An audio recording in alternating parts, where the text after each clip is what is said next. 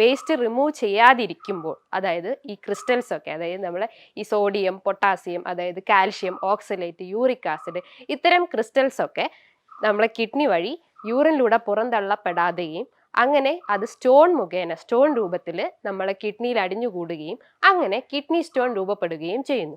ഈ സ്റ്റോൺ വന്നു കഴിഞ്ഞാൽ വെള്ളം കുടിച്ചാൽ മാത്രം ഇത് മാറോ, അല്ലെങ്കിൽ നമ്മൾ മെഡിസിൻസ് എടുക്കണോ, അല്ലെങ്കിൽ ഇത് സർജറി ചെയ്ത് റിമൂവ് ചെയ്യണോ, അങ്ങനെ പല സംശയങ്ങളുണ്ട്. ഒരു സ്റ്റോൺ വന്നു കഴിഞ്ഞാൽ നമുക്ക് പല ബുദ്ധിമുട്ടുകളും നമ്മളെ ശരീരത്തിൽ ഉണ്ടാക്കുമെന്ന് ഞാൻ നേരത്തെ പറഞ്ഞു കഴിഞ്ഞു.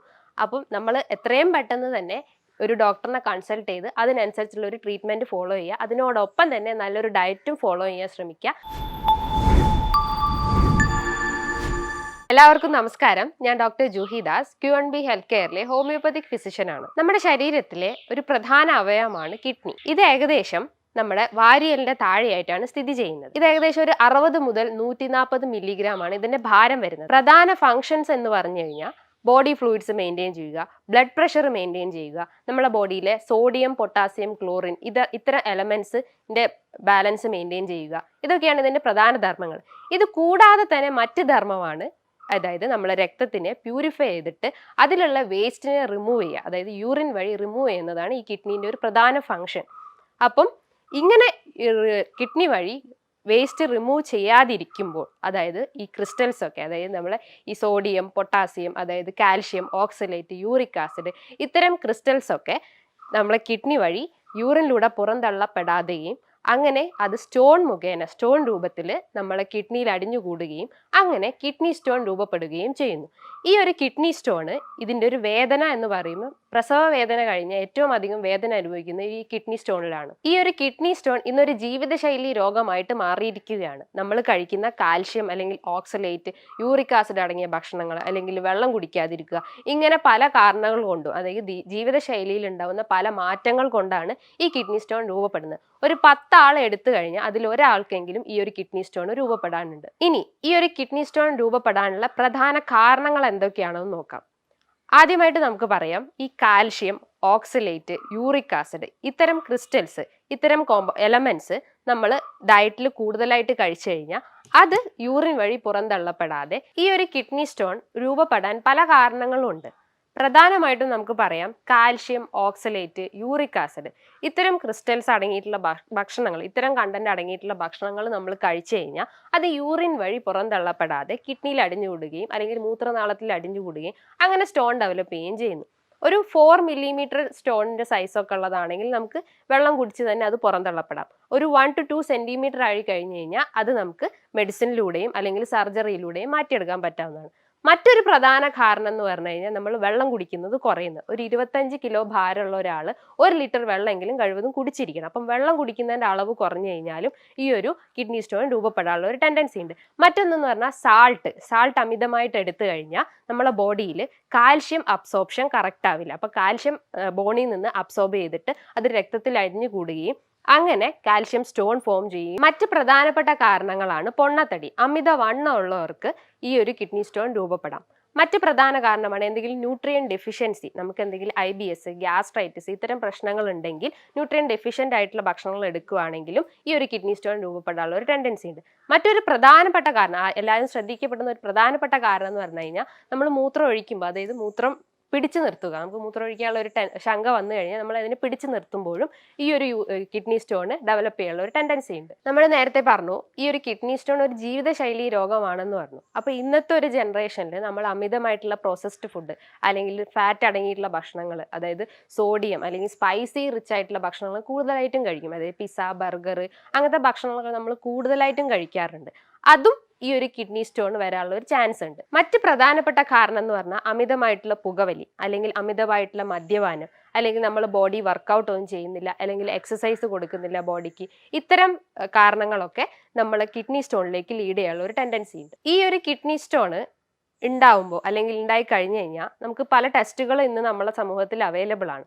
അപ്പോൾ നമ്മൾ വേറെ എന്തെങ്കിലും ഒരു സ്കാനിങ് ചെയ്യുമ്പോഴാണ്, നമുക്ക് എന്തെങ്കിലും സിസ്റ്റോ അല്ലെങ്കിൽ ഫൈബ്രോയിഡോ അല്ലെങ്കിൽ വേറെ എന്തെങ്കിലും ബുദ്ധിമുട്ടുള്ളപ്പോഴാണ് നമ്മൾ സ്കാൻ ചെയ്യുക. സ്കാൻ ചെയ്യുമ്പോഴാണ് നമുക്ക് കിഡ്നി സ്റ്റോൺ ഉണ്ടെന്ന് മനസ്സിലാക്കുക. അപ്പോൾ പ്രധാനമായിട്ടും നമ്മൾ വയറിൻ്റെ ഒരു സ്കാനിങ് എടുത്തു കഴിഞ്ഞാൽ നമുക്ക് ഈ കിഡ്നി സ്റ്റോണിൻ്റെ എത്ര സൈസാണ് അല്ലെങ്കിൽ ഏത് സ്റ്റേജിലാണ് എന്നൊക്കെ മനസ്സിലാക്കാൻ പറ്റും.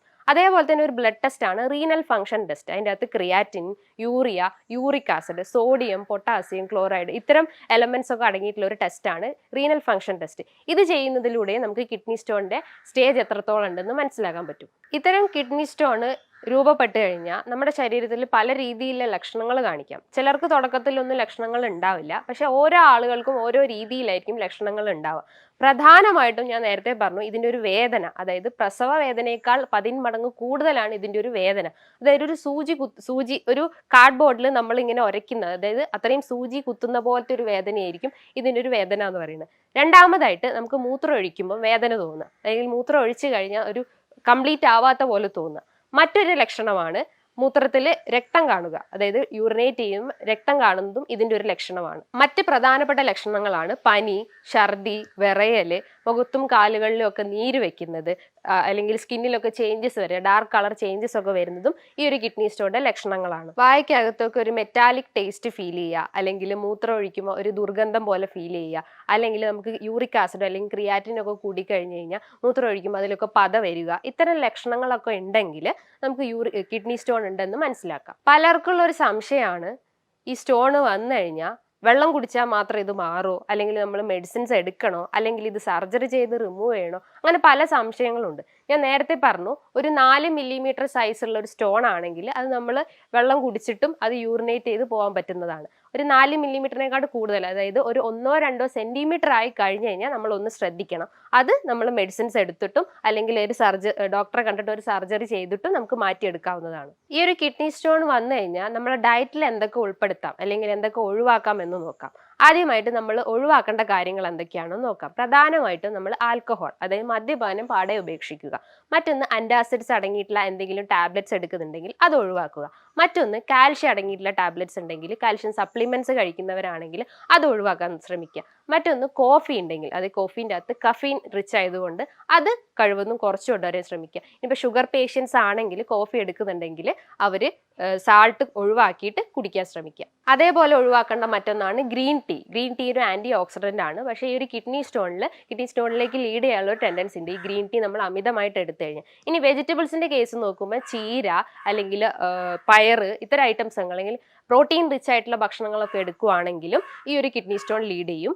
മറ്റൊന്ന് പറഞ്ഞാൽ തൈര്, മോര് ഇതൊക്കെ ഉണ്ടെങ്കിൽ കഴിവതും ഭക്ഷണത്തിൽ നിന്ന് കുറച്ച് കൊണ്ടുവരിക. നമുക്ക് പെട്ടെന്ന് അത് കുറയ്ക്കാൻ പറ്റില്ല, പക്ഷെ പതിയെ കുറച്ച് കൊണ്ടുവരാൻ ശ്രമിക്കുക. അതേപോലെ ഒഴിവാക്കേണ്ട ഒരു ഭക്ഷണമാണ് സിങ്ക് കണ്ടന്റ് അടങ്ങിയിട്ടുള്ള ഭക്ഷണങ്ങൾ, അതായത് ചീര അല്ലെങ്കിൽ കാഷ്യൂ നട്ട്സ് ഇതൊക്കെ കഴിവതും കുറച്ച് കൊണ്ടുവരാൻ ശ്രമിക്കുക.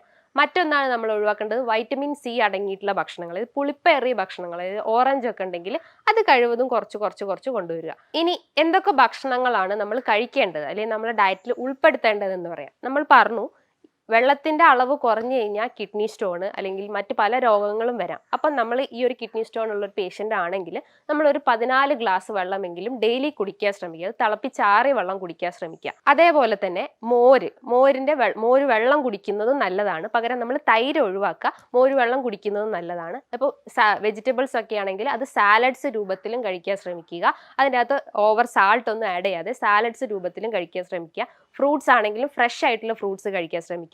അതേപോലെ തന്നെ നമ്മൾ നന്നാരി ഇട്ട വെള്ളം കുടിക്കുന്നു. ഒരു പരിധി വരെ നമുക്ക് ഈ ഒരു വേദനയും അല്ലെങ്കിൽ ഒരു കിഡ്നി സ്റ്റോൺ ഫോം ചെയ്യുന്ന ടെൻഡൻസിയും ഒരു പരിധി വരെ നമുക്ക് കുറച്ചുകൊണ്ടുവരാൻ പറ്റും. മറ്റ് പ്രധാനപ്പെട്ട ഒരു ഭക്ഷണമാണ് കരിക്കിൻ വെള്ളം, അതേപോലെ തന്നെ നാരങ്ങ വെള്ളം. ഇതൊക്കെ നമ്മൾ കുടിച്ചു കഴിഞ്ഞാൽ നമ്മളെ ഇമ്മ്യൂണിറ്റി കുറെ കൂടുകയും നമ്മൾ കൂടുതൽ ഹെൽത്തി ആവുകയും ഇത്തരം പെയിനും അല്ലെങ്കിൽ സ്റ്റോൺ ഫോർമേഷനും ഒക്കെ കുറെ കുറഞ്ഞു കിട്ടും. മറ്റൊരു പ്രധാനപ്പെട്ട ഒരു ഭക്ഷണമാണ് കൂവപ്പൊടിയുടെ വെള്ളം. അത് നമ്മൾ കുടിക്കുകയാണെങ്കിൽ നമുക്ക് യൂറിനറി ഇൻഫെക്ഷൻസ് അല്ലെങ്കിൽ ഈ സ്റ്റോൺ ഫോർമേഷൻസ് ഒക്കെ ഉണ്ടെങ്കിൽ അത് കുറയ്ക്കാൻ പറ്റും. ഇനി ഒരു ടിപ്പ് പറഞ്ഞുതരാം. തുളസീൻ്റെ നീര് 1 ടീസ്പൂൺ എടുത്തിട്ട് കുടിക്കുന്നതും ഈ ഒരു കിഡ്നി സ്റ്റോൺ പ്രിവെന്റ് ചെയ്യും. മറ്റൊന്നാണ് ആപ്പിൾ സിഡർ വിനെഗർ. അതൊരു ടേബിൾ സ്പൂൺ എടുക്കുന്നതും ഒരു പരിധി വരെ നമുക്ക് ഇത്തരം വേദനകളും അല്ലെങ്കിൽ മൂത്രമൊഴിക്കാനുള്ള ബുദ്ധിമുട്ടും ഒരു പരിധി വരെ നമുക്ക് കുറയ്ക്കാൻ പറ്റും. ഈ ഒരു കിഡ്നി സ്റ്റോണിനെ നമ്മൾ അത്ര നിസ്സാരമായി കാണരുത്. അതായത് ഈ ഒരു സ്റ്റോൺ വന്നു കഴിഞ്ഞാൽ നമുക്ക് പല ബുദ്ധിമുട്ടുകളും നമ്മളെ ശരീരത്തിൽ ഉണ്ടാക്കുമെന്ന് ഞാൻ നേരത്തെ പറഞ്ഞു കഴിഞ്ഞു. അപ്പം നമ്മൾ എത്രയും പെട്ടെന്ന് തന്നെ ഒരു ഡോക്ടറിനെ കൺസൾട്ട് ചെയ്ത് അതിനനുസരിച്ചുള്ള ഒരു ട്രീറ്റ്മെൻറ്റ് ഫോളോ ചെയ്യുക. അതിനോടൊപ്പം തന്നെ നല്ലൊരു ഡയറ്റും ഫോളോ ചെയ്യാൻ ശ്രമിക്കുക. ഇനി ഇതുമായി ബന്ധപ്പെട്ട് നിങ്ങൾക്ക് പല സംശയങ്ങളും നിങ്ങളുടെ മൈൻഡിലുണ്ടാവും. അത്തരം സംശയങ്ങൾ ഉണ്ടെങ്കിൽ നിങ്ങൾക്ക് താഴെ കാണുന്ന നമ്പറിൽ കോൺടാക്ട് ചെയ്യാവുന്നതാണ്. ഇനിയും മറ്റൊരു വീഡിയോയുമായി വീണ്ടും കാണാം. Thank you.